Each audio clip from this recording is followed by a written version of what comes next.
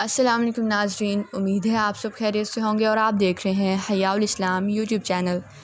آج کی ویڈیو میں ہم بات کریں گے اپنے معاشرے کا ایک بہت بڑے المیہ کے بارے میں کہ کس طرح ہمارے معاشرے میں علماء کرام کی توہین کی جاتی ہے اور تمام علماء کو اور ائمہ مساجد کو ایک جیسا سمجھا جاتا ہے۔ یہ خاص طور پر پاکستان، بنگلہ دیش، انڈیا میں ایسا ہے، اور اگر یہ کہیں کہ پوری اسلامی دنیا میں ہی علماء کا جو معیار ہے اور ان کا جو امیج ہے وہ کس طرح سے پیش کیا جا رہا ہے تو بھی بات ٹھیک ہوگی۔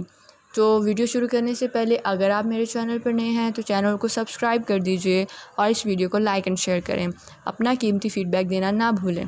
چلیں سٹارٹ کرتے ہیں آج کی ویڈیو کو آخر تک دیکھیں تاکہ آپ کو بات سمجھ آ جائے کہ میں کہنا کیا چاہ رہی ہوں۔ سب سے پہلے ہم علماء کی فضیلت کے بارے میں بات کرتے ہیں۔ یہ حدیث مبارکہ آپ میں سے زیادہ تر لوگ جانتے ہی ہوں گے کہ رسول اللہ صلی اللہ علیہ وسلم نے فرمایا، علماء انبیاء کے وارث ہیں۔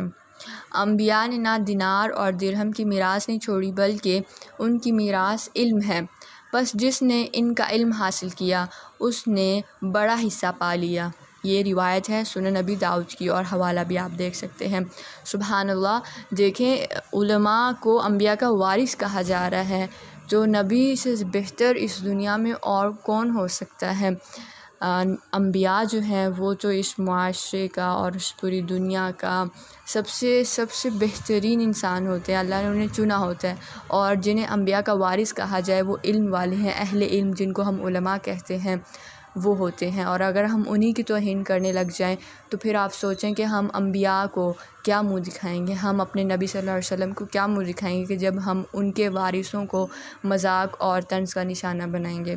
ٹھیک ہے، یہاں پر ایک بات قابل غور آپ یہ بھی دیکھ لیجئے کہ بعض اوقات ایسا ہوتا ہے کہ ہم کہتے ہیں کہ یہ آج کے دور میں جو ہے نا علماء ٹھیک نہیں ہیں، پہلے اہل حق لوگ تھے اور اب اہل حق نہیں ہے، تو یہ بات بھی جھوٹی ہے، یہ بھی پروپیگنڈا ہے کہ سارے جو امام مسجد ہیں اور علماء ہیں یہ 2 نمبر ہیں اور یہ بس پیٹ پالنے کے لیے ہوتے ہیں اور ان کو بس اپنے گھر کی فکر ہوتی ہے۔ ایسا نہیں ہے، ہر دور میں اللہ تعالیٰ اہل حق علماء کو زندہ رکھیں گے۔ ایک حدیث مبارکہ کا مفہوم بھی ہے کہ جب اس دنیا میں نیک لوگ ختم ہو جائیں گے تو اللہ اس دنیا کو بھی ختم فرما دیں گے۔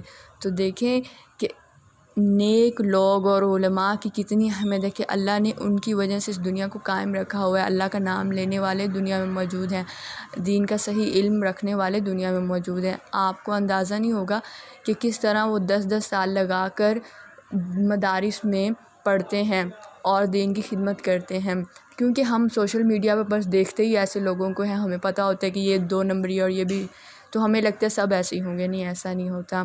اللہ نے ہر دور میں اپنے نیک اور صحیح اہل حق علماء کو زندہ رکھنا ہے جو دین کی خدمت کریں گے، تو یہ غلط فہمی اپنے دماغ سے نکال دیجیے۔ پھر ایک اور ہمارے معاشرے میں بات بہت زیادہ بولی جاتی ہے کہ سب سے پہلے تو جہنم میں یہ عالم ہی جائے گا۔ یہ بات بھی آدھی سچ ہے، ہم پوری بات جانتے نہیں ہیں۔ اصل میں ایک حدیث مبارکہ کا مفہوم ہے کہ ہمارے نبی صلی اللہ علیہ وسلم نے فرمایا کہ 3 لوگ ایسے ہیں جو پہلے جہنم میں ڈالے جائیں گے، بلکہ جن سے جہنم کو بھڑکایا جائے گا۔ وہ 3 لوگ کون سے ہیں؟ سب سے پہلا وہ شخص جس نے اللہ کی راہ میں مال خرچ کیا لیکن اس کی نیت اللہ کو خوش کرنا نہیں تھی، بلکہ اس کی نیت لوگوں کو دکھانا تھی، اپنی واہ واہ کرانا تھی، کیونکہ اس کی نیت میں کھوٹ تھا، اس لیے اس کا جتنا بھی مال ہوگا اس کے لیے وہ گناہ کا سبب ہی بنے گا۔ ٹھیک ہے، یہ پہلا شخص۔ دوسرا شخص کون ہوگا؟ جو اللہ کی راہ میں شہید ہو گیا لیکن اس کی نیت اللہ کی رضا نہیں تھی، بلکہ اپنی خوشی اور دنیا کو دنیا میں واہ واہ اس کی جو نیت تھی، اس نیت کی وجہ سے وہ شہادت پانے کے باوجود بھی جہنم میں جائے گا۔ دیکھیں نیت کا کتنا بڑا فیکٹر ہوتا ہے۔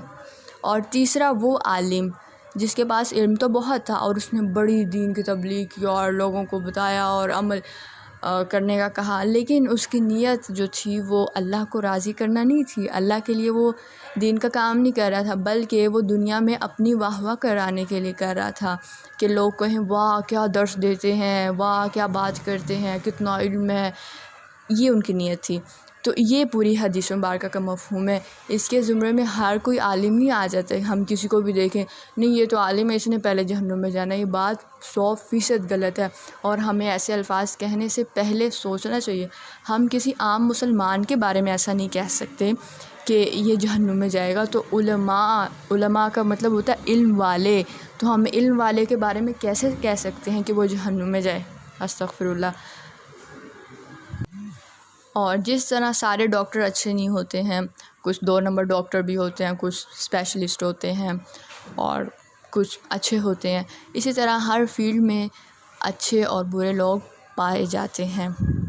اور علماء میں بھی اس طرح ہے کہ کچھ علم پانے کے بعد صحیح حق پر قائم رہتے ہیں، اور کچھ کے پاس علم بھی پورا نہیں ہوتا ہے، صرف نام ہی مفتی کا لگایا ہوتا ہے اور لوگ ان کو مفتی کہہ رہے ہوتے ہیں۔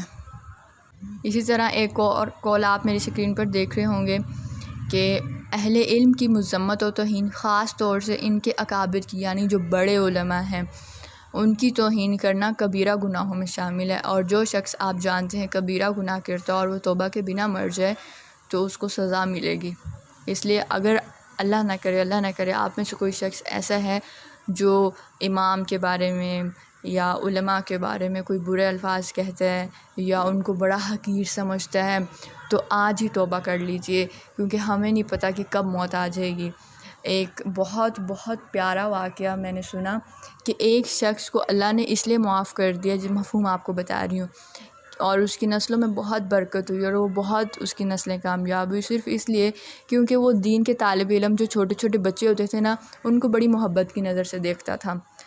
دیکھیں اب اس کی محبت کی نظر کی وجہ سے اللہ نے اس کی مغفرت فرمائی اور اس کی نسلوں میں یہ اتنی برکت عطا کی۔ تو پھر ہم اگر تھوڑے سے محنت کر لیں گے تو اللہ ہم پر بھی بہت کرم کریں گے انشاءاللہ۔ اسی طرح اشفاق احمد کے ایک بہت زبردست قول ہے، کہتے ہیں کچھ لوگ اسلام کو گالی دینا چاہتے ہیں مگر ڈر یا عوامی دباؤ کی وجہ سے ایسے نہیں کر پاتے، تو وہ مولوی کو گالی دے کر اپنی بھڑاس نکال لیتے ہیں۔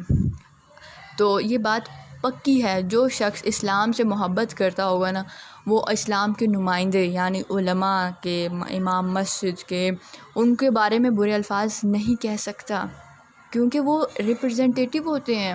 اس کی مثال ایسے ہی ہے کہ آپ ڈاکٹرز کے بارے میں کچھ برا کہیں، اس کا مطلب ہے آپ علاج ہی نہیں کرانا چاہتے ہیں۔ تو ڈاکٹرز کیونکہ ہمارے جسم کا علاج کرتے ہیں، اور علماء جو ہوتے ہیں وہ ہماری روح کا علاج کرتے ہیں، یہ بات سچی ہے۔ اور اس لیے اپنے گمان کو اچھا رکھیے، علماء کے بارے میں اچھی بات کہیے۔ اگر آپ کو لگے کہ یہ کوئی صحیح حقیقت والا صحیح عالم نہیں ہے تو پھر بھی اپنی زبان کو بند رکھیں۔ ہم اگر اصلاح نہیں کر سکتے تو خاموشی تو اختیار کر ہی سکتے ہیں۔ جہاں پر آپ کو لگے کہ بات کہنے سے کچھ فرق آ جائے گا یا بہتری آ جائے گی تو وہاں پر اچھے انداز میں بات کر لیجئے۔ امید ہے آپ لوگوں کو یہ ویڈیو اچھی لگی ہوگی اور میری بات کو سمجھے ہوں گے۔ اگر کچھ برا کہا ہو یا آپ کو کچھ برا لگا ہو تو معذرت چاہتی ہوں۔